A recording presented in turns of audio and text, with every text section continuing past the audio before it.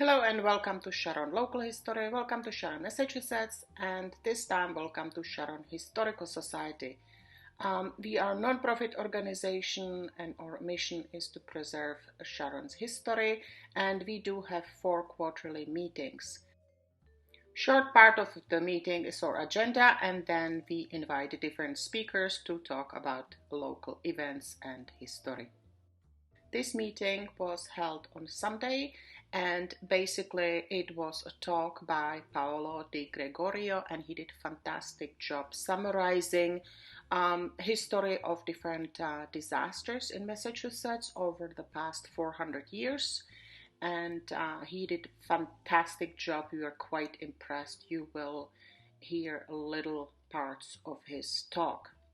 So we held the meeting downstairs on the bottom level, and this is our new president, Christine Slater. Members and friends of the Sharon Historical Society, it's a pleasure to welcome you to our quarterly meeting. I'm Kristen Slater, the newly elected president since June of the Historical Society. I may seem like a new face, but I've actually been around for several years, usually hiding behind the membership database. I'm the one who sends out all those messages.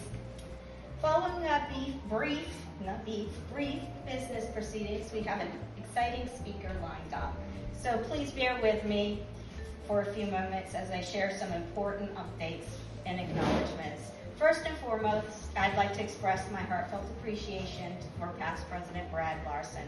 Brad's leadership during his tenure was marked by inclusivity and collaboration, creating an environment where ideas flourished and every contribution was valued. And I will try to continue that. Although he has stepped down from the board, Brad will still continue to be an active member of the society, serving on the technology committee. And I would also like to extend my gratitude to our departed board members, Debbie DeBasio and Jimmy Keating. Their dedicated service to the board has been invaluable, and I'm pleased to share that they will also be continuing on several committees. Well, the unhappy part. In response to the growing costs associated with maintaining our museum and building, preserving and displaying our valuable collection, our board of directors proposed revised membership dues. These changes were recently ratified by a vote at our membership annual meeting. We firmly believe that these adjustments are essential to ensure the long-term sustainability and growth of our museum. For those who have received overdue notices, or maybe not, regarding your dues, we are extending the deadline for the dues increase to today. If you pay your dues at this meeting, you can pay the old fees of $19. Bargain. Bargain, well, exactly. Still bargain. This provides the last opportunity to pay your dues at the old rate. Please do not hesitate to approach a board member, me, to leave your name and make your dues payment. Over the past several months, the Society has been bustling with events, such as this.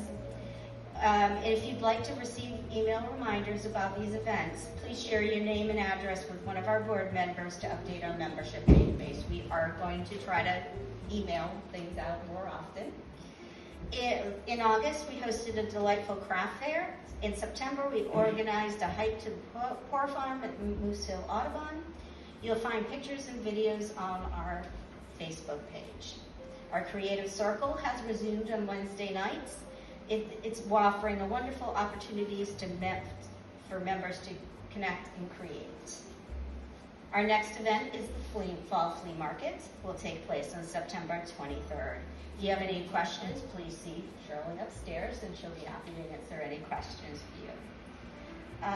Please stay tuned for more updates or coming activities and updates, which will be posted on our website and our Facebook page.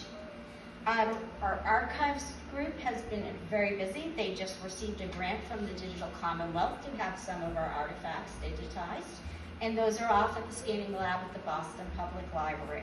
Once that's been processed, our images will be available on the Digital Commonwealth website, and the Archives Committee has been actively cataloging the artifacts in our archives.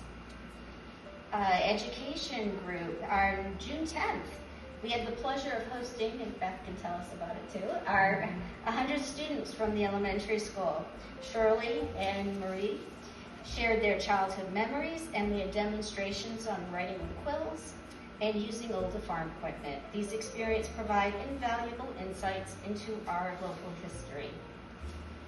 Our display committee is actively working on new exhibits in the library, in the museum. This month, we are featuring a school display, which you can go upstairs and see. And I encourage you to visit and learn more about this aspect of our town's heritage. Our future plans. Our technology committee is working diligently on procuring new computers and equipment for the museum. And they are also focused on updating our society's website to enhance our digital presence and accessibility. We've also established a committee to create a permanent memorial for Kevin Early, a dedicated and active member of our society who was tragically lost his life in an accident 2 years ago. This memorial will serve as a lasting tribute to his contribution and legacy within our community. And before I conclude, I'd want to express my deep gratitude to all the volunteers who contribute their time and efforts to the society. In particular, I'd like to mention one of our committees that gets little acknowledgement, our Buildings and Grounds Committee, who not only ensure the safety of our museum by maintaining our CO2 detectors, but also working tirelessly to maintain the aesthetics of our building. Among them, I have to acknowledge Ken Zniewski. He deserves a special recognition for his exceptional dedication in removing the mildew from the back of our building. And in closing, I want to thank each and every one of you for your continued support of the Sharon Historical Society. Our organization thrives because of your commitment and passion for preserving and celebrating our local history. I look forward to an exciting and productive year ahead, and I encourage you to actively participate in our upcoming events and initiatives. Thank you, and enjoy your presentation. Thank you. Well said. And this is our speaker, Paolo Di Gregorio. The artifactual scholar is an historian, archaeologist, and popular lecturer with a passion for telling the stories of our past. My name is Paolo Di Gregorio. I am a historian and archaeologist, a one-time park ranger with the National Park Service. I spend a lot of time talking about history and thinking about history and presenting some interesting views of the past. One of the important aspects to think about when we think about history, when we think about the past, is that it's not really like you learned in high school. When you were sitting in your high school history classes and you had to memorize names and dates and kings and battles and that sort of stuff, that was kind of dry and boring. History is actually much more exciting than that. History is the story of people and people interacting with one another and people being affected by great events and people going about their daily lives. And when I introduce myself to my history classes at Bridgewater State University, I always make sure that my students remember that we are very much players in history. We are the products of history in the past, and we are making the history of the future. So history really isn't remote. History isn't foreign. History is there all around us all the time, especially in places like this, the Historical Society, where we have history foremost in our minds. Now, today's talk kind of evolved over several years of thinking about local history and the history of Massachusetts and the broader history of New England itself. It's called the Commonwealth of Catastrophe. And we're not going to be talking about the Boston Red Sox 2023 season this afternoon. We are, in fact, going to be looking at some of the catastrophes, some of the disasters, natural and man-made, that have affected the Bay State, that have affected Massachusetts, our Commonwealth. Now, as we dive into the story of this history, as we dive into the topic itself, looking at the floods and fires and other disasters, some of them might be familiar to you. Some you may not have heard of ever. So it's going to be kind of a quick walk through Massachusetts history, nearly 400 years of Massachusetts history, and our interaction with the environment and our survival in this in this Commonwealth that we all call home. Now, to start off with, I do want to get a couple of things out of the way. We're going to be looking at some man-made disasters. Now, two of the important man-made disasters, two that you're probably familiar with, are the two we see here on the screen. The Great Molasses Flood of 1919 and the Coconut Grove Fire of 1942. Both of those are tragic events that have shaken Boston, that have shaken Massachusetts. I'm not going to talk about those because there are other scholars who have delved in depth to those. Those are famous big events that you probably have heard of at the very least. We'll also be talking about some natural disasters. We have the hurricane of 1938 and the blizzard of 1978. How many of you remember the blizzard of 78? I have memories of that from my childhood, giant mountains of snow. I grew up in Connecticut, so we got hit with that too. I'm also not going to be talking about these because, again, celebrated, well-known events here in the history of New England. Instead, I'm going to be looking at some of the lesser known, or at least less remembered, of these historical catastrophes, these historical disasters.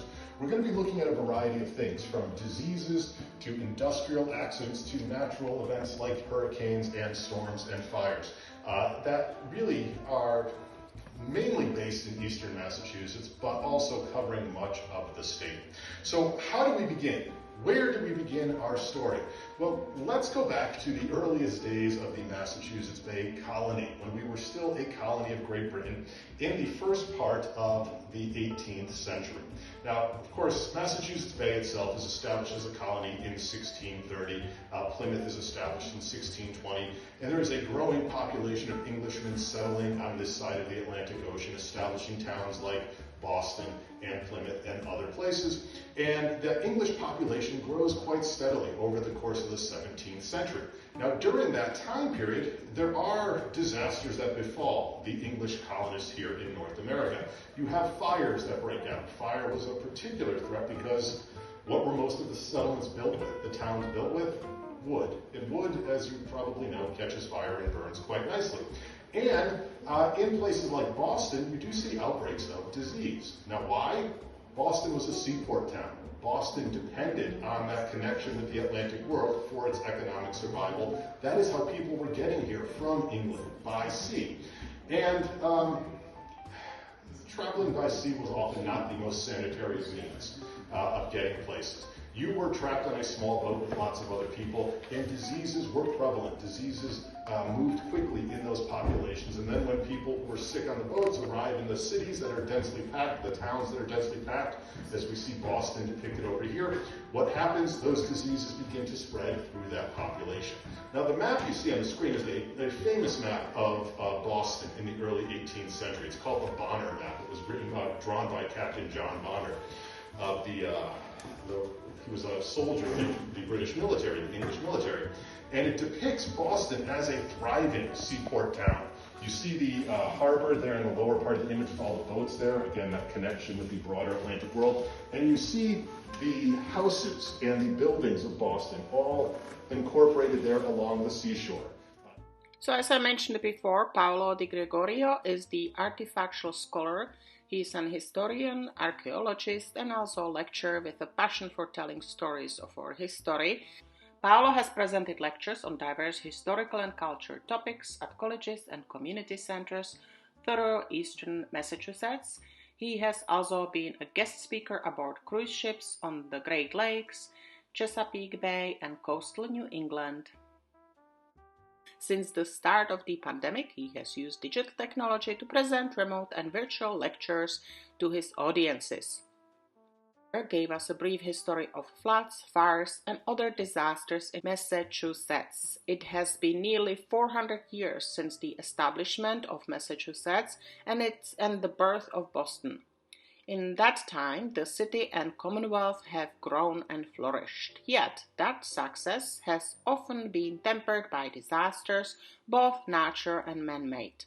This talk will discuss some of the significant, memorable, and legendary disasters from 18th century earthquakes to 19th century fires to 20th century storms. I would like to also mention that Mr. Paolo Di Gregorio is visiting lecturer in the History Department at Bridgewater State University, Bridgewater, Massachusetts, and an occasional visiting instructor in the Anthropology and History departments at Wheaton College in Norton. In addition, he is a two-time award-winning producer of local cable television and internet series, History Shorts with the Artifactual Scholar. By the way, there are many videos on YouTube and they are fantastic. If you do love history and you just want to kind of consume it in small doses, these videos are fantastic. So you can find them on YouTube under name History Shots with the Artifactual Scholar. So in here I let you listen to a short part of our talk. It is part of the story of our Commonwealth. These are events that impacted many of the people that lived here, that have shaped a lot of the development of Massachusetts, from things like inoculation to flood control. All of that emerges because of the disasters that have occurred over the long history of the state. In a talk like this, it is really kind of necessary to self-edit. And there are a lot of events, important events, that I did not include in this discussion. You'll notice the only disease I talked about was smallpox back in 1721. There were other outbreaks of epidemics throughout Massachusetts. We have the influenza epidemic in 1918. We could have talked about COVID in 2020, so we don't really need to remember that because we've all lived through it. But disease certainly shaped the history of Massachusetts. There are other types of disasters that I completely ignored. Things like shipwrecks and train crashes and plane crashes. That's probably an entire different talk if we wanted to focus on those types of disasters here in Massachusetts. But the ones that we've looked at, these natural events, from tornadoes to hurricanes to blizzards to industrial accidents, certainly played a role in the lives of thousands of people in the Commonwealth, certainly did shape the modern response to these types of things in modern Massachusetts, in current Massachusetts, and really in the United States. So this history of catastrophe, this history of disaster, is one that is continuously refreshed, continuously rewritten, but one that does have an important legacy for us today. And that is as I said, the last disaster I was going to talk about. So if anybody has any questions, please feel free to ask. If anybody wants to... After the talk, we gathered upstairs and we enjoyed some snacks and socializing. It is always a great opportunity to ask sort of in private some questions to the speakers. Many times our speakers are overwhelmed because we all enjoy history and have always many questions. We had some nice snacks, and this Sunday was also our first opportunity to view the new school display that we created and we will have up for next 2 months. This is Claire Foreman, who created interesting quiz for any visitor that come to the museum. So our society's events are open to public and we welcome anybody.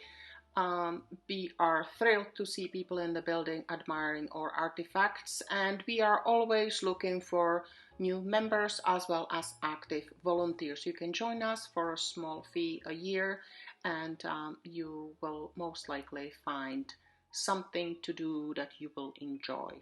So thank you for joining us. So the Historical Society has got home and a museum at 16 High Street, and we are open 3 times a week. Thank you for watching Sharon Local History.